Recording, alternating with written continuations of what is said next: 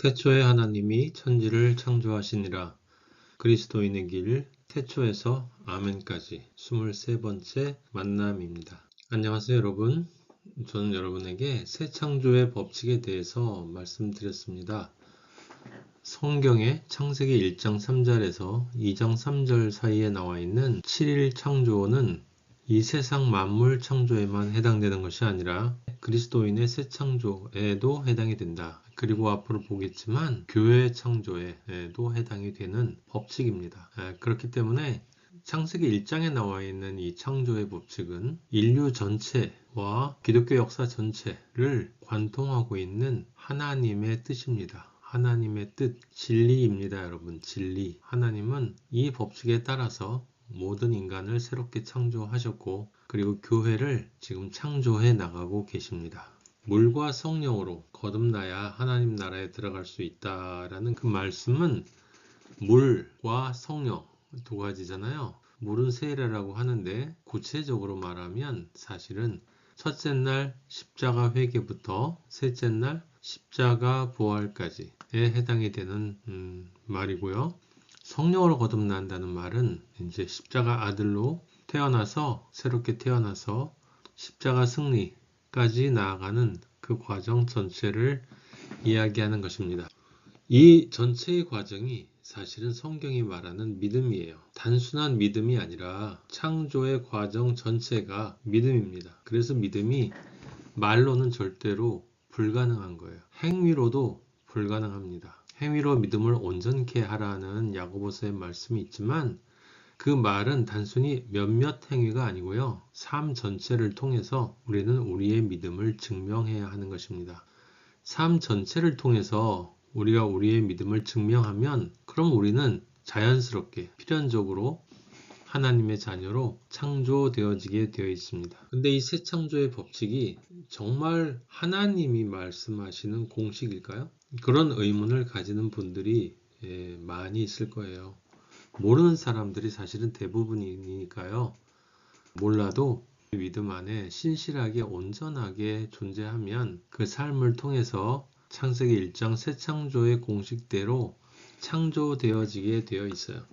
그래서 여러분들한테 새 창조의 공식이 창세기 1장에 정말 해당한다는 증거를 보여드리려고 합니다. 새 창조의 공식의 원형, 7일 창조의 원형은 예수 그리스도세요. 예수 그리스도는 첫째, 예수 그리스도 스스로 사신 공생애의 삶을 통해서 창조 7의 과정을 가셨어요. 실제 삶을 통해서 창세기 1장의 창조 공식이 물리적인 창조에만 해당되는 것이 아니라 영적인 그리스도인의 창조에게도 해당이 된다라는 것을 스스로의 삶을 통해서 보이셨어요. 그 길을 가심으로 예수 그리스도께서 여러분 잘 아실 거예요. 인자라고 많이 하셨잖아요. 인자는 유대교의 믿음에 따르면 이제 인자는 메시아를 해당한다라는 말을 우리가 알고 있는데 그거보다 더 중요한 건요, 여러분, 영적으로 인자라는 말은 예수 그리스도께서 실제로 하나님이시지만 영원의 존재이시지만 우리와 똑같은 인간으로 오셨다는 거예요. 인간으로. 그래서 우리와 동일한 인간으로 오셔서 자신의 삶을 통해서 정말 창조의 공식대로 7일 창조의 과정을 거치셨다는 거예요.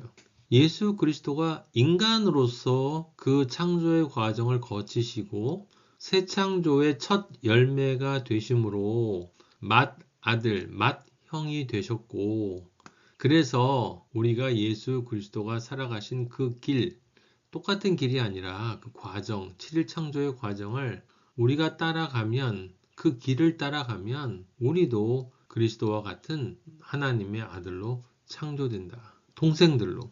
그렇죠? 그래서 예수님이 맏형이라고 그러시는 거예요. 그리고 예수 그리스도께서 내가 곧 길이다 라고 말씀하신 건 그냥 추상적인 이야기가 아니에요. 그냥 나를 믿어라. 내가 길이니까 날 믿어. 이런 정도의 이야기가 아니라 이 말은 문자 그대로 진리입니다. 예수님이 창조, 새 창조의 길을 가셨으니 우리도 그 길을 따라가면 그리스도와 동일한 새 창조 되어지는 존재가 된다. 그럼 정말 예수님이 그 길을 가셨는지 확인해 볼까요? 첫째 날 빛이 있으라고 하셨죠. 하나님이 빛. 그 빛은 십자가 회개를 뜻합니다. 무슨 이야기냐면 여러분 세상은 흑암으로 가득해요. 거기에서 어떤 흑암이 빛으로 나오는 거예요. 그럼 여러분 빛으로 나온 그 사람은 빛을 받아서 그 몸에서 그 존재에게서 빛이 나는 거예요. 그게 바로 하나님이 말씀하시는 빛이 이스라엘 빛이에요. 그러니까 먼저 흑암이 빛이 되기 위해선 그 빛이 먼저 와야 되겠죠. 흑암이 그 빛을 받아서 빛을 발해야 되니까 빛이 먼저 와야 돼요. 요한복음 1장 9절에 정확하게 그렇게 쓰여 있어요. 참 빛, 곧 세상에 와서 각 사람에게 비추는 빛. 각 사람에게 비춘다. 왜 각 사람에게 비춰요? 빛이 되라고. 네. 그냥 비춰준다라는 그런 말이 아니고요. 빛이 있다. 각 사람에게 비치는 빛이 있다라는 얘기는 실제 다 사람들한테 다 이렇게 쫙 비춰준다. 그런 단순한 말이 아니라 빛이 왔어요. 그러면 그 흑암에서 그 흑암의 자리에서 나와서 또는 돌아서서 빛을 향해 돌아서면 그래서 그 빛을 받으면 나도 흑암이었지만 이제 빛이 된다. 그래서 십자가 회개를 뜻하는 거예요. 여기서 빛이 있으라에 그렇게 되어진 빛은 회개한 죄인을 뜻하는 거예요. 흑암 속에 있던 죄인이 회개를 하면 예수 그리스도 앞으로 나오면 돌아서면 아담이 나무 뒤에 숨어 있다 하나님의 부름에 따라 나오면 아브라함이 우상의 세계에 있다가 하나님의 부름에 따라서 가면 순종하면 그 빛으로 나오면 더 이상 어둠이 아니고 빛이 된다. 그러니까 자신이 어둠인 줄 아는 어두움, 내가 흑암이라는 것을 알고 있는 흑암, 내가 죄인임을 알고 있는 죄인. 그 예수님이 죄인을 부르러 왔다라고 하셨잖아요. 그리고 죄인이 먼저 천국에 들어갈 거라 하신 이유는 뭐 특별한 이유가 있어서가 아니라 죄인이 먼저라고 할 때 그 죄인은 실제 사람들이 생각하는 죄인이 아니라 자기가 하나님 아버지 앞에 죄인이라는 사실을 깨닫는 사람이에요. 그래서 내가 죄인이기 때문에 이렇게 살 수는 없다. 나는 흑암 속에 있다. 나는 장님이다. 나는 보고 싶다. 빛이 필요하다. 라고 빛 앞으로 세상에 와서 각 사람에게 비추는 그 빛 앞으로 나오면 그 사람이 이제 회개한 죄인이 빛이 되는 거예요. 그때부터 빛이 되는 거예요. 그래서 나아가야 되는 거예요. 빛을 향해서. 예수님은 어떻게 하셨어요? 나아가셨어요. 여러분, 나아가셨어요. 자신이 살던 세상, 갈릴리 나사렛, 그리스도가 세상에서 속해 있던 예수라는 존재로서 살아왔던 삶이 거기였어요. 근데 예수님이 거의 100km에 가까운 먼 거리를 요단강으로 갑니다. 세례를 받기 위해서요. 왜 굳이 그렇게 먼 거리를 가셔야만 했을까요? 왜 굳이 요단강으로 가셔야만 했을까요? 예수님이 이 행동을 하신 것은 인간으로서 예수님이 자신이 이제 첫 번째 창조의 단계인 회개의 단계를 이행한다라는 걸 우리에게 보여주시기 위함이에요. 여러분, 회개하고 세례를 받잖아요. 회개하고, 그렇죠? 그러니까 회개하고 세례를 받는데 세례가 뭘 의미하죠? 그건 물속에 들어가 죽는 거예요. 물속에 들어가 죽는 겁니다. 이스라엘 민족이 홍해 속에 들어가 죽어요. 그건 심판이에요. 심판을 상징하는 것입니다. 단순한 심판이 아니에요, 여러분. 여러분이 침례를 받았든지 아니면 그냥 일반적인 세례를 받으셨든지 그건 중요하지 않아요. 그 세례 가운데 여러분한테 그 믿음이 들어와 있느냐가 중요했던 거죠. 즉 내가 그리스도와 함께 십자가에 못 박혔다라는 것. 근데 그 갈라디아서 2장 20절 말씀처럼 그냥 십자가에 못 박혔다라는 것을 내가 상상하는 게 중요한 게 아니에요, 여러분. 창조의 둘째 날 예수님이 요단강에서 요한에게 세례를 받으시고 이게 지금 두 번째거든요. 여기 세례를 받으시고는 무엇을 의미하냐면 물속으로 들어가셨다. 즉 죽음을 뜻하는 건데 하나님이 선악과를 먹으면 죽는다 할 때 그 죽음이에요. 그 죽음이 세례를 통해서 물속에 들어감으로써 이루어지는 거예요. 그럼 그게 뭘 의미하느냐? 하나님이 죽는다라고 할 때 그 죽음은 나중에 실제로 있을 하나님으로부터 완전히 분리된 영원한 심판의 자리에서 고통받으면서 하나님과 영원히 분리되어지는 그 상태. 그게 죽음이에요, 여러분. 그게 죽음. 우리는 그 죽음이 뭔지 몰라요. 상상도 못하죠. 그러니까 십자가와 함께 못 박혔다. 그냥 그 정도로 상상하고 지나가는데 예수님이 십자가에 못 박히셨다라고 하는 말, 이 말이 여러분, 그 키엘케고리라는 철학자가 십자가의 역설을 이야기하면서 십자가에 달리신 예수 그리스도는 이중 정체성을 가지는데 첫 번째는 완전한 인간이다. 무슨 얘기냐면 우리 하나하나를 대변하는 인간으로 돌아가셨다. 그 인간이 아니고 만약에 하나님적인 요소가 조금이라도 있다면 그 순간에 그는 더 이상 죄인이 아니게 된다. 그럼 심판의 대상이 아닌 거예요. 그러니까 철저하게 인간이다. 예수 그리스도는 완전한 인자로 죄인으로서 나의 죄를 전가받은 죄인으로 십자가에 못 박히셨는데 그 십자가에서 영원의 존재가 순간으로 와서 내가 받아야 할 영원한 고통을 받으신 거란 말이에요. 그러니까 예수 그리스도는 실제로 십자가에서 12시부터 3시까지 흑암이 두려웠다라는 말이 있거든요. 성경에. 그 3시간은 우리의 영과 혼과 육이 영원한 지옥불에서 불타는 그 고통을 뜻하는 거예요. 그 심판을 뜻하는 거예요. 상상할 수도 없죠. 영원한 시간인데 어떻게 12시부터 3시냐고요. 왜냐하면 그 12시부터 3시 동안 하나님으로부터 완벽하게 버림받은 그 존재가 예수 그리스도, 영원의 존재이기 때문에 순간 속에서 영원의 존재가 심판을 받으심으로써 우리 순간의 존재가 영원한 심판을 받은 게 이루어졌다는 거예요. 할렐루야, 할렐루야. 여러분, 이 진리는 너무너무 깊고 너무너무 높고 넓고 우리가 상상할 수 없는 진리의 지혜예요, 여러분. 십자가 위에 예수 그리스도께서 12시부터 3시까지 달리실 때 흑암이 가득했다 그랬단 말이에요, 여러분. 근데 그걸 예수님이 나중에 당하시잖아요. 그럼 요단강에서 세례를 받으실 때 예수님은 그거를 믿는 저희와 마찬가지로 십자가에서 나중에 스스로 본인이 완전한 인간이면서 키엘케고르 얘기한 것처럼 하지만 또 완전한 하나님이어야 돼. 왜냐하면 완전한 하나님 안에 조금이라도 인간적인 것이 섞여 있다면 우리의 영원한 죄를 대신해서 속할 수가 없어요. 그게 무의미해요. 이미 지저분해져요. 우리의 인간적인 것이 조금이라도 예수 그리스도에게 섞여 있다면. 그래서 예수님은 죄가 하나도 없으신 영원의 존재이신 완전한 하나님, 동시에 완전한 모든 인간의 죄를 다 들이마신 완전한 인간, 우리가 이해할 수 없는 그 이중 정체성으로 십자가에 매달리셨기 때문에 이 신비한 지혜를 하나님 아버지가 만세 전부터 계획하셨지만 숨겨오셨죠. 하지만 예수 그리스도가 결국은 십자가에서 이루셨단 말이에요. 히브리서에 자세하게 나와 있죠. 십자가에서 이루셨기 때문에 그건 이제 예수님이 앞으로 하실 거잖아요. 시간적으로는. 하지만 그 나중에 십자가에 실제로 하심으로써 예수 그리스도께서 세례 요한한테 세례를 받으시는 그 일이 실제 그리스도의 십자가를 통해서 완성된 것으로 인정되게 된다. 그래서 십자가가 제일 먼저 창세전에 세워진다는 말을 하는 거예요, 여러분.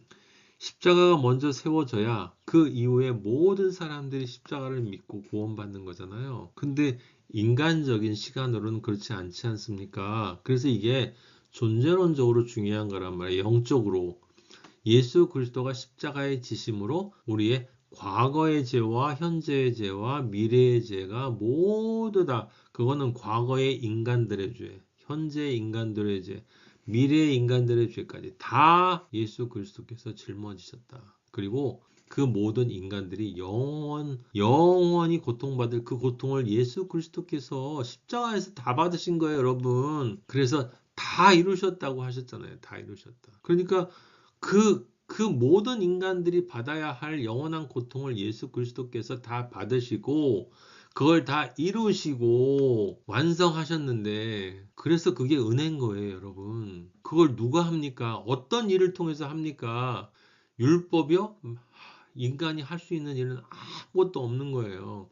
칼빈을 비롯해서 루터를 비롯해서 어거스틴, 수많은 그리스도인들이 이 진리를 은혜라는 걸 설명하려고 했지만, 사실은 하나님의 은혜는 인간의 언어로 설명할 수가 없어요. 설명할 수가 없어요. 네. 하나님은 십자가에서 다 이루셨어요. 다 이루셨어요. 근데 그 십자가에서 이루신 그것을 예수님이 지금 인간으로서 받으시는 거예요. 그래서 두 번째, 요단강에서 세례를 받으심으로 예수님이 미래의 예수님의 십자가 그 대속의 공로에 의지해서 지금 인간으로 십자가 심판을 받으신다. 그게 세례란 말이에요. 그럼 둘째 날에 왜 궁창이라는 말이 나오느냐? 여러분, 궁창은 거기 써 있잖아요. 물과 물로 나뉜다. 궁창이 있어요. 궁창이. 네? 우리 눈에 보이는 위에, 그럼 궁창 위에 물이 있다고 그래요. 이걸 지금 우주랑 생각하지 마세요. 지금 여기 위에 있는 물, 궁창 위에 있는 물은 궁창 안에 담긴 물이에요. 그건 첫째 날 회개한 죄인 있죠. 회개한 죄인, 그 죄인의 죄예요. 물은 죄를 상징하는 거예요, 여러분. 죄인의 죄가 궁창 위에 담기는 거예요. 그럼 왜 그 죄인의 죄, 그 물만 궁창 위에 담기고 궁창 밑에는 물은 담기지 않고 밑에 있느냐? 그건 그리스도의 빛을 받아들이지 않은 사람들의 죄는 그냥 있는 거예요.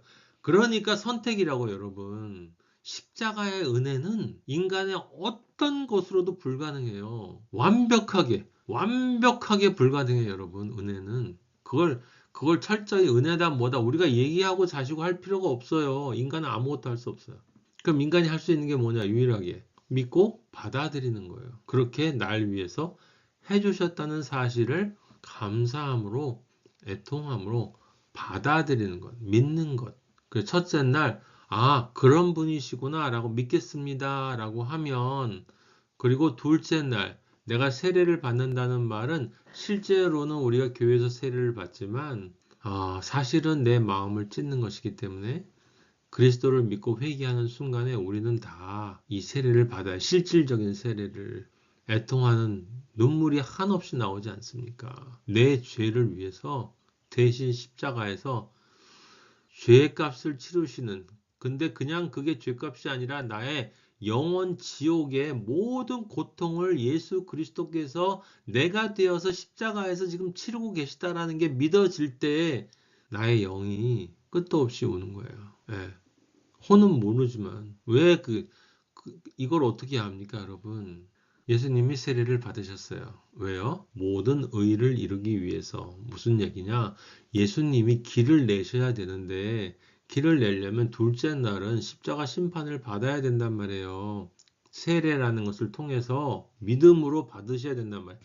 인간이 되셔서 믿음으로 내가 미래에 내가 지어질 그 십자가의 대속의 믿음을 내가 믿는다라는 걸 세례를 통해서 보여주시는 거예요. 그래서 요단강에서 요한한테 세례를 받으신 거예요. 요한이 자기가 받아야 된다고 얘기하지만 당연히 그렇죠. 그렇지만 예수님이 모든 의를 이룬다라는 건 내가 길을 내야 되거든. 내가 길을 내야 돼. 그러려면 내가 너한테 세례를 받아야 돼. 난 지금 인간으로 온 거야. 하나님으로 온 게 아니고, 요한아. 그러니까 나한테 세례를 줘. 그 얘기란 말이에요. 빌립보서 2장 8절에 사람의 모양으로 나타나서 자기를 낮추시고 죽기까지 복종하셨다. 이게 이제 미래의 십자가, 바로 그 십자가 대속의 사건에 대한 이야기고요. 하나님으로서 하나님 아버지에게 아들이 순종해서 우리에게 해주신 그 은혜란 말이죠. 여러분, 십자가에 달린 그 사건만 생각하시면 안 돼요. 영화에 나오는 것처럼 채찍에 맞는 모습, 그 다음에 십자가 지고 골고다 올라갈 때 그 고통, 그 다음에 못 박히는 고통, 거기 매달려서 피가 흘러나오는, 그거는 여러분 세 발의 피예요. 세 발의 피. 그건 육적인 거고, 여러분 우리가 하나님을 못 만났으면 영원히 끝이 없단 말이죠. 여러분 부자가 물 한 방울이라도 달라고 할 정도로 그런 곳에서 영원히 받아야 될 그 고통을 받는다고 생각해 보세요, 여러분. 지금 그렇게 받는 사람들이 얼마나 많이 있겠습니까? 근데 주님이 해주심으로 나는 믿기만 하면, 믿고 세례를 받으면, 내 영혼으로 세례를 받으면, 사람들한테는 이제 그리스도인이라는 걸 보이기 위해서 공적으로 세례를 받지만, 세례는 원래 마음을 찢는 건 마음으로 해야 되는 거예요, 여러분. 그래서 예수님이 궁창이 되셔서, 십자가가 궁창이에요, 여러분. 십자가가 궁창이 되어서 우리의 모든 죄, 물을 다 받아주셨단 말이에요. 그래서 그 위에, 그 궁창 위에 물은 한 방울도 안 남은 거예요. 한 방울도. 엘리야의 제단에 있는 모든 물을 하나님이 핥아버리셨듯이 우리의 모든 죄를 하나님이 핥아버리셨다고요. 할렐루야, 할렐루야, 할렐루야. 이거보다 큰 은혜가 어디 있습니까? 그거 믿기만 하면 된다는데, 믿기만 하라는데, 너 아무것도 할 필요 없다는데, 믿기만 하라는데, 내가 다 했다고, 내가 다 했다고. 네가 천국 가는 건 너의 공로가 아니고 십자가의 공로 때문이라는 것만 믿으면 된다고 하는데, 안 믿어요, 안 믿어요. 안 믿어요. 주님이 이렇게 인간이 되셔서 세례를 받으셨어요? 그럼 세 번째 날이 뭡니까? 그럼 이제 그 다음에 부활이죠. 그쵸? 네, 부활. 하나님이 이르시되 천하의 물이 한 곳으로 모이고. 그쵸? 죄인은, 세상 죄대로 모여요. 묻이 드러나요. 묻이 드러나. 새 땅. 우리가 새 땅이 된 거예요. 새 땅이. 새 땅이 뭡니까? 물이 하나도 없는 곳. 물이 하나도 없다? 죄가 하나도 없다? 왜? 둘째 날 다 죄값을 치렀기 때문에. 주님이 내 대신 십자가에서. 그래서 내가 묻이 되었다? 무슨 뜻이라고요? 의인이 되었다는 거예요. 의인, 여러분. 셋째 날 이제 우리가 의인이 된다는 소리예요. 부활한다는 거예요. 그래서 주님도 그걸 그대로 보여주셨어요. 주님이 곧 물에서 올라오실세. 올라오셨다고요. 분리해서 나오셨다. 물로부터 분리해서 나오셨다. 누굴 대신해서? 우리를 대신해서 그리스도인들에게 내가 지금 물에서 올라오는 것처럼 너희도 올라오게 된다. 예? 그래서 에베소 2장 5절에 허물로 죽은 우리를 그리스도와 함께 살리셨고, 이게 뭐냐? 우리를 그리스도와 함께 의의 존재로 인정해 주셨다라고 하는 거죠. 셋째 날 땅 뭐라고요? 의. 물이 하나도 없는 땅이에요. 물이 하나도 없는 땅. 여러분 잘 보세요. 첫째 날부터 시작해서 계속 둘로 분리돼요. 첫째 날 빛이 있으라 하는데 그 빛이 있고 어둠이 남아있잖아요. 어둠이 그대로 남아있어요. 영접하는 자가 있고 영접하지 않는 자가 있다니까요. 회개하는 자가 있고 회개하지 않는 자가 있단 말이에요. 의인인 줄 아는 죄인들. 예? 그 둘째 날은 주님이 내가 다 했으니까 내 품에 들어오라는데, 내가 궁창이라는데, 내가 하늘이라는데, 너의 모든 죄를 십자가 위에 올려놓으라는데 안 올려놓고 그들이 밑에 물이었죠. 이번 셋째 날에는 어떻게 돼요? 이제 궁창 위의 물은 하나도 없고 땅이 됐어요. 땅이 됐고 궁창 밑에 물은 바다로 자기들만의 세상이 되어버렸어요. 죄악 바다 세상이 분리가 되어졌다는 거죠. 여러분 이게 엄청난 일이잖아요. 우리는 세상과 분리된 사람들이란 말이에요. 세상에 살지만 세상에 속하지 않는 사람들이에요. 근데 왜 세상 사람들하고 똑같이 사냐고요, 이 기독교인들아. 왜 세상 사람들이 원하는 그걸 똑같이 원하냐고. 왜 세상 행복을 원하고. 아직도 세상 죄가 그렇게 좋아서 헐떡거리냐고요. 뭘 뜻하는 거예요? 그런 사람들은 첫 번째 날 회개를 안 한 거예요. 회개를. 그 둘째 날 십자가도 안 믿은 거예요. 심판을 아직 안 받았어. 그러니까 자기가 부활한 걸 몰라. 의가 여기가 칭의잖아요. 칭의. 셋째 날이 칭의잖아요. 이제 의로운 존재가 된 거거든요. 그 의로운 존재가 됐다는 게 얼마나 기쁜 것인지를 몰라요. 아버지를 정말로 만나는 경험을 한 사람들은 그 경험을 하면서 그게 단기간에 이루어지든 조금 시간이 걸리든 결국은 그 마음속에 세상이 주지 못하는, 세상이 줄 수 없는 평강, 기쁨, 희락 이런 것들이 가득 차게 되어 있어요. 경험해 보신 분들은 아실 거예요. 그러니까 뭐 이성적으로 설명하라. 뭐 이성적으로 뭘 설명해요. 그냥 회개해 봐. 너도 너도 죄인이니까. 그냥 이건 거기도 괜찮은데 이쪽으로 한번 와봐. 이런 말이 아니잖아요. 너 거기 있다가는 영원한 지옥불이야. 영원한 고통이야. 근데 거기서 살 수 있는 유일한 길이 있어. 그러니까 일로 와. 우리가 전도할 때 그렇게 얘기해야 되는 거지. 여기 한번 와보세요. 여기 괜찮아요. 여기 오면 당신이 좋아하는 그 돈도 더 잘 벌 수 있고요. 당신이 원하는 그 건강도 회복할 수 있고요. 당신이 원하는 인간관계도 더 잘 될 수 있고요. 당신이 원하는 세상에서의 행복, 그래도 세상에서 뭔가 좀 잘 돼보고 싶은 거, 그런 거 다 하나님이 축복해서 들어와도 복 받고 나가도 복 받고 그렇게 복 받을 거예요. 그리스도인이 아닌 거예요. 하늘의 의를 경험했는데 어린아이라 진리를 제대로 말씀을 배우지 못해서 그런 건 이해해요. 예, 그럴 수 있어요. 어려서. 나이가 많이 먹었는데도 신앙생활을 오래 했는데도 어린아이가 젖 먹듯이 먹는 사람들이 있어요. 몰라서 그런 거니까 아버지가 그 사람의 믿음이 진짜라면 인도해 주시겠죠. 하지만 여러분 진짜라면 그냥 하나님은 어떻게 인도해 주시겠지. 그런 거 없어요. 그렇게 될 수가 없고요. 본인의 영이 진짜라면 안절부절 못하게 돼요. 바로 살지 못하면. 하나님이 원하시는 대로 살지 못하면 그 안에 거룩한 양심이 죽어 있을 수가 없단 말이에요. 주님은 세 번째 날, 그래서 묻히 드러나시는 경험을 하심으로 우리에게 셋째 날의 길까지 열어주셨어요. 다음 넷째 날은 뭐냐? 광명체거든요. 궁창에 광명체들이 있다. 여기도 보세요. 궁창에 어디라고요? 십자가에. 십자가 안에 있는 광명체들이 누굽니까? 십자가의 아들들이에요. 하나님의 아들들. 성령을 받은 사람들. 셋째 날 예수님이 물에서 나오시니까 이 넷째 날을 경험하세요. 창조의 넷째 날을. 하늘이 갈라짐과 성령이 비둘기같이 자기에게 내려오심을 보시더니 하늘로부터 소리가 나기를 너는 내 사랑하는 아들이라 내가 너를 기뻐하노라 하시니라.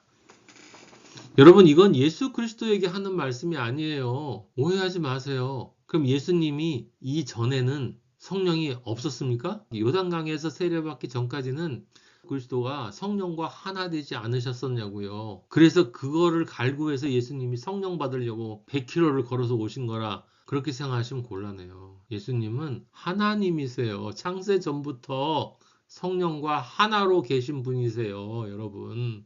성령과 하나로 계신 분이세요. 그럼 여기 비둘기같이 내려오심을 본다는 건 무슨 뜻이에요? 우리에게 보여주는 거예요. 우리에게.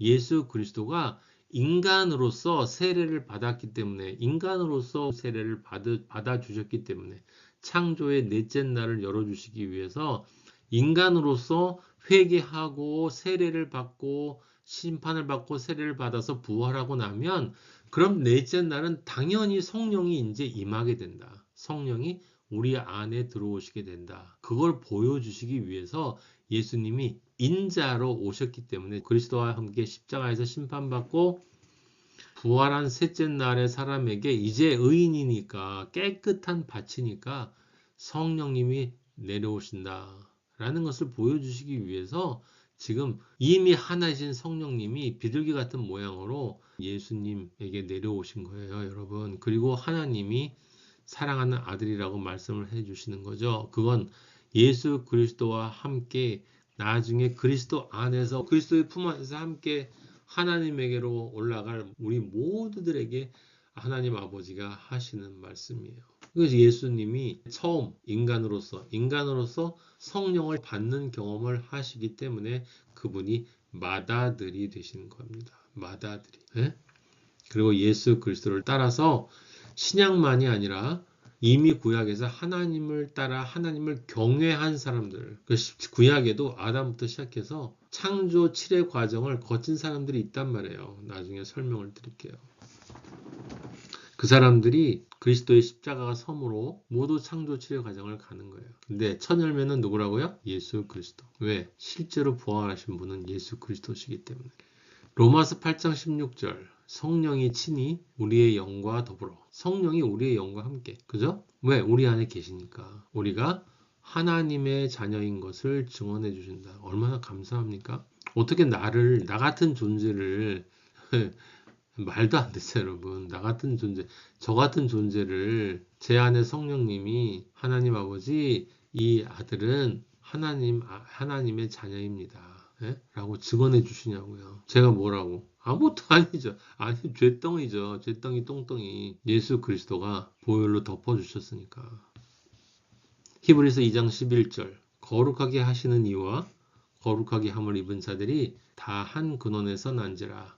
그러므로 형제라 부르시기를 부끄러워하지 아니하시고. 그러니까 예수님이 맏아들로 지금 성령을 받는 그런 형국을 만들어내심으로 길을 창조의 넷째 날을 여시니까 이제 이 길을 따라서 모든 성도들이 구약과 신약과 앞으로의 모든 성도들이 그 길을 따라 새 창조되니 다 형제다라는 거예요. 십자가 아들 당하면 뭡니까? 아들이 됐으면 이제 태어났잖아요? 그럼 성장해야 되잖아요. 성장하려면 뭐 받아야 돼요? 양육. 그 양육 받는 과정이 쉽습니까? 왕이 되기 위해서 왕자는 훈련받아야 돼요. 그게 다섯째 날이잖아요. 하나님이 이르시되 물드는 생물을 번성하게 하라. 땅 위 하늘의 궁창에는 땅 위 하늘의 궁창이 어디라고요? 십자가. 십자가 안에서 새가 난다. 그럼 새가 누구예요? 우리예요. 우리 그리스도인들. 십자가 안에서 마음껏 날아올라라. 하나님이 큰 바다 짐승들, 물에서 번성하는 얘네들은 전부 다 이 세상 사람들 얘기하는 거예요. 그게 하나님 보시기에 좋았다라는 말은 실제로 보기에 좋으셨다라는 말이 아니라 분명하게 분리된다는 것을 뜻하는 거예요.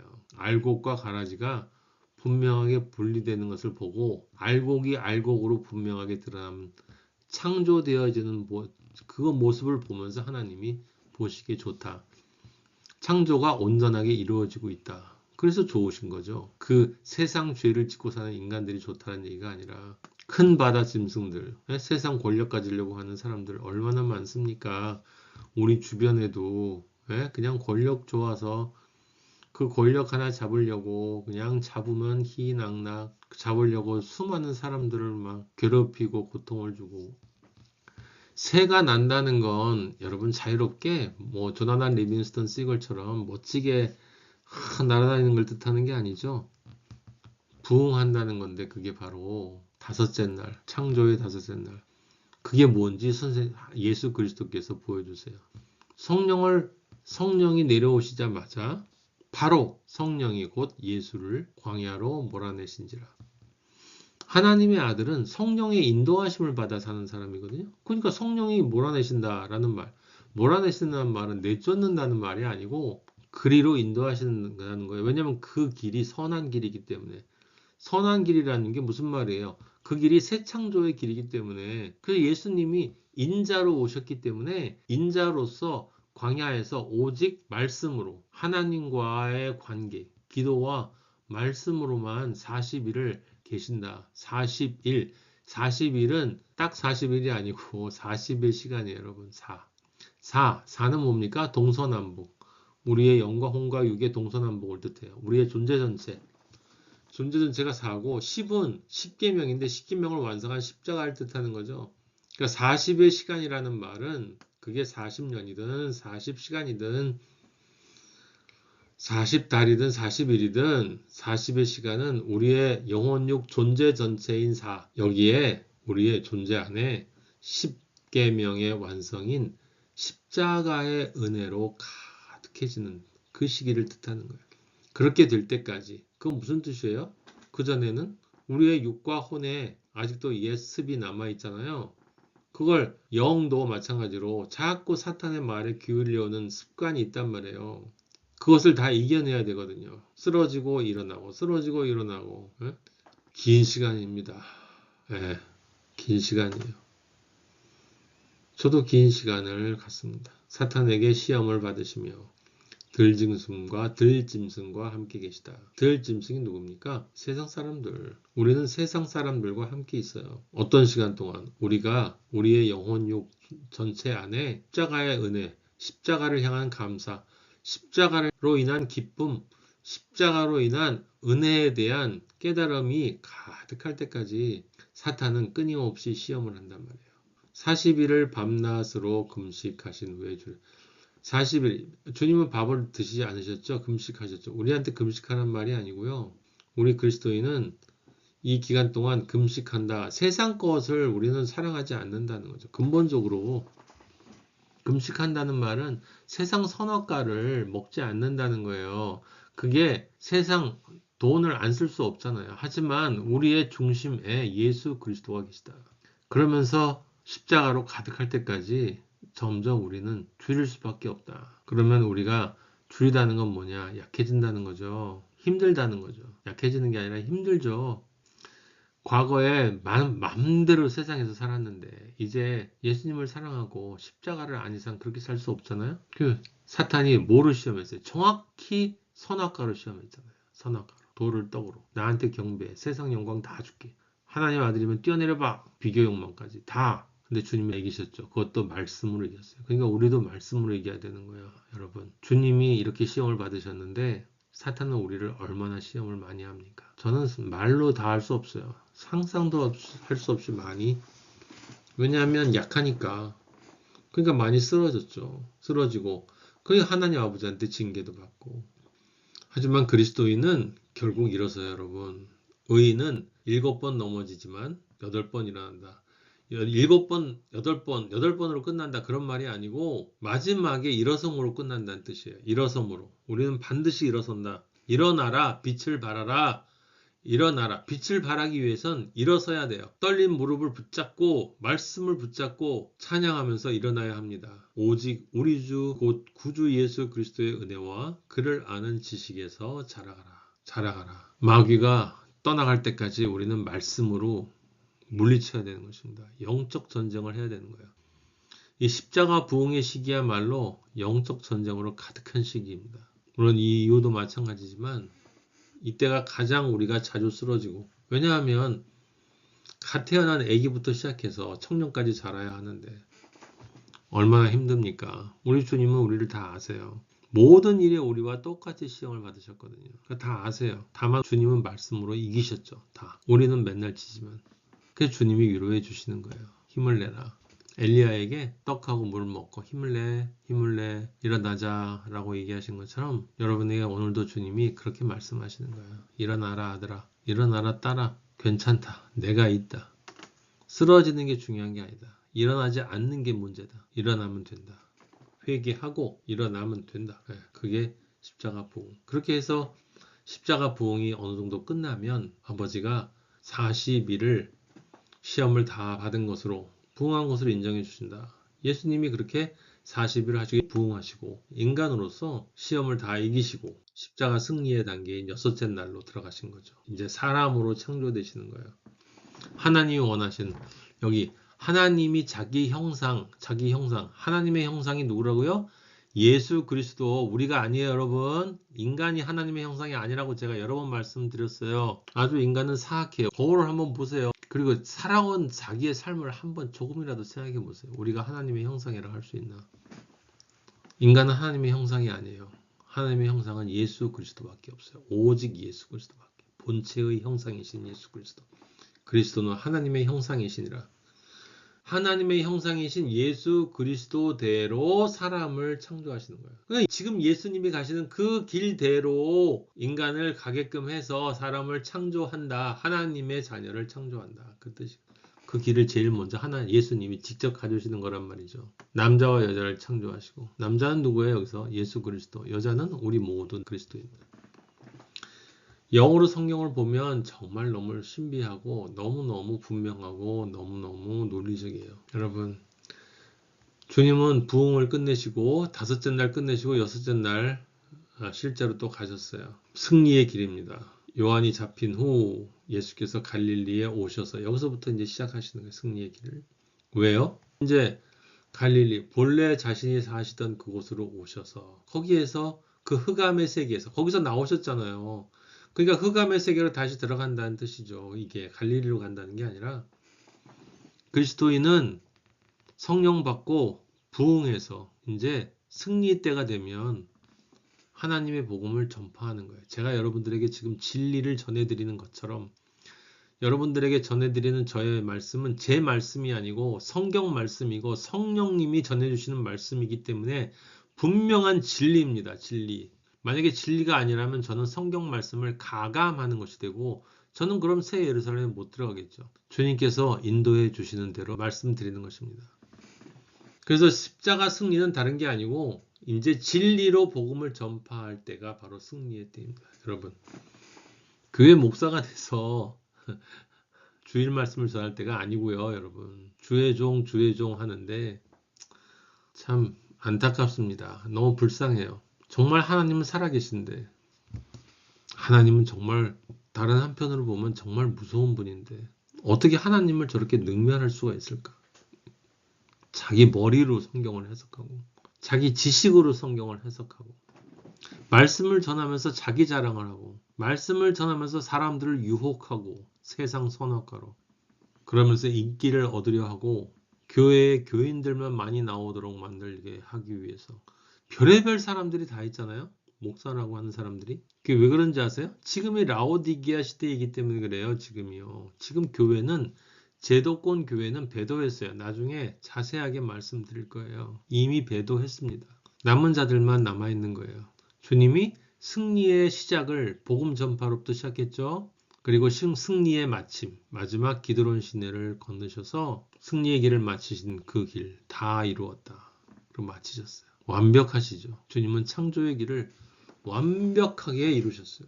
그를 따라간 그리스도인들도 다 마찬가지예요. 연단을 받아서 선악을 분별하는 자들은 예루살렘과 온 유대와 사마리아와 땅끝까지, 땅끝이라는 것 제가 설명을 드렸습니다. 땅은 우리 자신이 땅이에요. 우리 자신이. 끝은 어디예요? 우리 앞이 끝이죠, 뭐. 그러니까 내가 만나는 모든 사람이 나에겐 땅끝인 거예요. 그 사람에게 증인이 되냐고요. 예수 그리스도의 증인. 묵묵히 검소한 모습을 보여서 저 사람이라면 나도 예수 믿고 싶다. 그게 복음 증인입니까? 여러분, 복음의 증인이 되는 것은 성령의 말씀을 전하는 거예요. 성령은 책망밖에 안 하세요. 죄에 대해서, 의에 대해서, 심판에 대해서. 그러니까 훌륭하게 보이는 사람이라 할지라도 누군가를 향해서 죄에 대해서, 의에 대해서, 심판에 대한 얘기가 없으면 그 사람은 증인이 아닌 거예요. 증인이. 사꾼이에요. 사꾼. 증인만이 사도 바울처럼 선한 싸움을 싸웠다라고 얘기할 수 있는 거고 달려갈 길을 마쳤다라고 얘기할 수 있는 거고 믿음을 지켰다라고 얘기하는 거예요. 엄청 잘 살았다 이게 아니잖아요. 하나님이 나를 부르실 때까지 나는 나의 믿음을 지켰다는 거잖아요. 지켰다. 얼마나 힘들었겠어요. 지키는 게 사도 바울이. 로마서에 보면 내 안에 또 다른 나가 있다. 얼마나 괴로워했습니까? 참 그리스도인이라면 예수 그리스도와 같지 않은 나를 우리의 맏형이신 예수 그리스도와 같지 않은 나, 예수 그리스도처럼 하나님을 사랑할 수 없는 나, 그분처럼 하나님을 경외할 수 없는 나를 끊임없이 발견할 수밖에 없어요. 그러니까 너무 창피해요. 그리고 이런 생각이 끊임없이 든단 말이에요. 정말로 예수 그리스도께서 십자가에서 돌아가 주지 않으셨다면 내가 어찌 될까? 어찌 됐을까? 끔찍하죠. 끔찍해요. 그러니 얼마나 감사합니까? 십자가. 예수님이 그 십자가 위에서 나의 영원한 지옥 고통을 다 받아주신 것이 얼마나 감사합니까? 이 진리를 여러분이 정확히 아셔야 돼요. 십자가 위에서 피 흘리고 돌아가셨다가 아니에요. 육으로. 우리의 육의 죄를 대해서 예수님이 그렇게 돌아가신 거고, 우리의 영혼, 특히 영의 죄, 우리는 영적 존재이기 때문에 영원히 살 수밖에 없다라고 말씀을 드렸어요, 여러분에게. 한 번 태어난 인간은 절대로 죽지 않아요. 한 번 태어난 인간은 지금 다 어딘가에 살아 있습니다, 여러분. 상상해 보세요. 여러분 아는 사람들이 지금 어디 있을지. 여러분은 어디로 갈지. 왜 사도 바울이 끊임없이 너 자신을 시험해라. 너 자신의 믿음을 확증해라고 얘기했냐고요. 안일하게 믿는 사람들은 옛날에 칭의를 받았으니까 하나님이 나를 어떻게든 인도해 주실 걸 좀 믿어요. 뭐 걱정해요 뭐. 하나님이 다 알아서 해주시는데 칼빈이 얘기했잖아요. 은총으로 끝까지 이끌어 주신다고. 이끌어 주시겠죠 뭐. 전 믿습니다. 그게 믿음입니까? 그건 자기 믿음에 대한 방기예요, 방기. 나는 모르겠으니까 하나님 알아서 하세요. 하나님의 아들이 그럴 수가 있어요, 여러분? 매일매일 내가 둘째 아들이라는 것을 깨닫는 우리가 온전하게 하나님 뜻대로 살지 못하는 걸 깨닫는 그 순간이 돼지우린 거예요. 그러면 그 매일매일 처참한 몰골로 아버지한테 안 돌아가요? 뭐 와서 데려가시겠지 뭐. 그게 믿음입니까? 그게 아버지한테 할 도리입니까? 진지하셔야 됩니다. 여러분의 영혼이 달린 문제예요. 정말 쉽지만 가장 쉽기 때문에 가장 어려운 거예요. 가장 쉬운 것이 가장 어려워요. 여러분 태어났잖아요. 돈 내셨어요? 너무 쉽게 태어났죠? 그냥 어쩌다 보니까 태어나 있잖아요. 그냥 또 죽을 거예요. 내가 뭐 노력해서 죽어요? 그냥 어차피 인간은 죽게 돼 있어요. 자살도 마찬가지고. 그냥 죽으면 죽는 거예요. 사는 것도 쉽고 태어나는 것도 쉽고 사실은 사는 것도 그냥 어떻게 지나왔지 않습니까? 근데 제대로 태어나고 제대로 살고 제대로 죽는 건 진짜 어려워요, 여러분. 왜요? 그 길은 사람들이 가려고 안 한다니까요. 가기를 원하지 않아요. 아이, 저기 왜 가, 내가. 하나님이 알아서 해주겠지. 아이, 세상도 어떻게 살아야 되는 거 아니야, 뭐. 그리스도인으로서 아버지가 요구하시는 십자가의 승리를 모든 그리스도인은 마쳐야 돼요. 순교만을 의미하는 게 아니에요, 여러분. 우리는 어차피 우리의 목을 자르고 예수 그리스도로서 우리의 머리를 삼은 사람들이에요. 예수 그리스도가 우리의 머리잖아요. 그러니까 우리는 다 그리스도로 인하여 목배임을 받은 자들이에요, 이미. 아버지가 우리를 어떻게 이끄시든 그건 아버지가 이끄시는 것이고 우리가 마지막 승리를 기드론 시내를 어떻게 건널지는 아버지께서 알아서 하시는 거예요. 우리는 그냥 매일매일 최선을 다해서 아버지가 이끄시는 대로 살아가는 것입니다. 그래야 마지막 창조 7일 십자가 안식. 이 십자가 안식은 새 예루살렘인데 그 새 예루살렘을 주님이 또 완성하셨어요. 주 예수께서 말씀을 마치신 후에 하늘로 올려지사 하나님 우편에 앉으시느니라. 하나님 우편은 우리가 생각하는 하나님 오른쪽, 왕 앉고 왕자가 오른쪽에 앉고 그런 우편이 아니죠. 우편은 진리의 자리예요. 진리의 자리. 네. 진리의 자리. 하나님이 허락하시는 자리예요. 근데 우리를 거기 앉히신다고 그러잖아요. 함께 일으키사 그리스도 예수 안에서 함께 하늘에 앉히시고. 그런데 계시록에 보면 주님이 약속하셨어요, 분명하게. 내가 내 보좌에 함께 앉게 하여 주겠다. 내가 이기고 아버지 보좌에 함께 앉은 것과 같이 하리라. 할렐루야. 할렐루야. 할렐루야. 여러분. 하나님의 아버지는 창세기 2장 2절에 안식하신다고 나와 있죠. 이건 첫 창조 끝나고 안식. 하지만 하나님은 그 다음에 계속 지금도 일하세요. 그래서 예수님이 내 아버지가 일하니 나도 일한다라고 얘기하시는 거예요. 하나님 아버지와 아들과 성령은 지금도 일하세요. 무엇을 위해서? 우리 한 사람 한 사람을 창조를 완성하시기 위해서 그리고 교회가 마지막 이제 창조를 완성하도록 이끌어주기 위해서 하나님 아버지와 아들 예수 그리스도와 성령님이 함께 일하십니다. 그리고 우리의 믿음의 선조들, 우리가 알고 있는 참 그리스도인들이 지금 저 천국에서 우리를 위해서 기도하고 있어요. 힘내라고. 힘내라고. 잠시 잠깐이면 오실 그가 오시리니. 여러분, 승리해야 되겠죠. 승리하셔야 됩니다. 창조의 길을 가야 합니다. 그냥 여러분이 나는 믿고 구원받는다고 알래. 그렇게 하셔도 괜찮아요. 주님 말씀하신 것처럼 물과 성령으로 거듭나는 것이 난 중요하다. 그거 괜찮아요. 어떻게 알든 상관이 없어요. 여러분 안에 십자가의 믿음이 진리로 들어가 있다면 반드시 하나님이 이 창조의 길로 완성하게 해 주셔서 예수 그리스도의 신부이면서 하나님의 아들이면서 하나님의 백성이면서 예수 그리스도의 형제이면서 예수 그리스도의 동생으로 그건 우리들이 알아들을 수 있도록 명칭을 만들어 주신 거예요. 진리의 자리로. 영원한 생명의 진리의 자리로 우리를 인도해 주신다. 할렐루야. 함께 하늘에 앉지 않으시겠습니까, 여러분? 원하지 않으십니까? 주님 보좌에 함께 우리 모두 앉기를 예수 그리스도 이름으로 축복합니다. 아멘.